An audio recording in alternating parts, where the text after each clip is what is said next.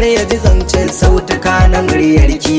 Baki yana tsimayi da kalamai wanda za su koɗaki. Ita kuma zuciya ba ta jure a dinga kushe ki. Ƙauna ta saniyan zance, harshe ya furta zaurance. In sha da ni zumar ƙauna, haka bai zaman na illa ba.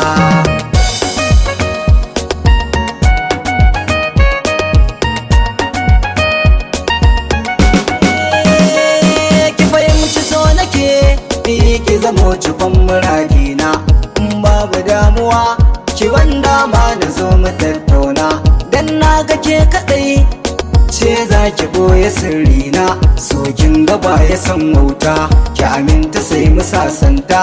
Sanyo farin ciki da zancen kin ji yar baba.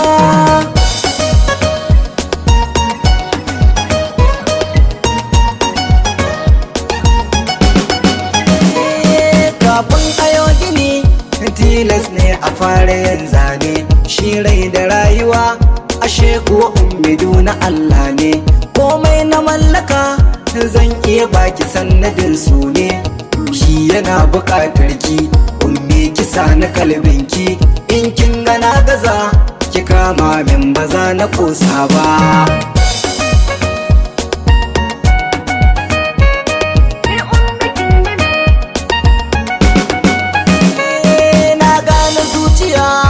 Ta gini sannadin kulawarki. Guri na rai ashe a ce ni za na zama angonki. Ni zan kula da ke tabbas ban bari a kushe ki. Ba kya bari amin tsaki, shi yasa na ƙara kishinki. Daga kanki na rufe ƙofar zuciya ba za na buɗe ba.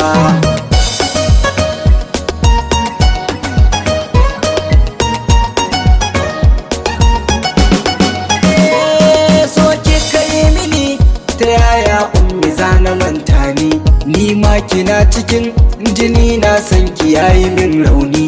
Ummi a gaskiya kin kama ni kin yi min sane, sai yanzu ne na gaggane shi so kawai halitta ne. Kowa na duniya ba zai ce bisan da wannan ba.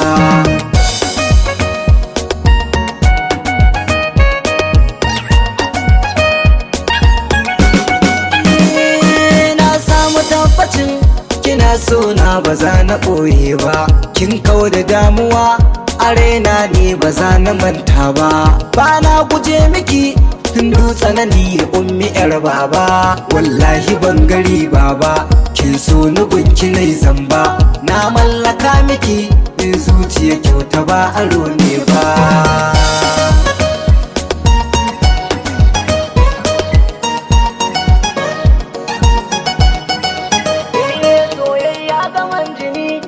Na shaida ba za na ɓoye ba, ni ummi kin yi min abin da ba zai wani na manta ba. MD Ultra Mix.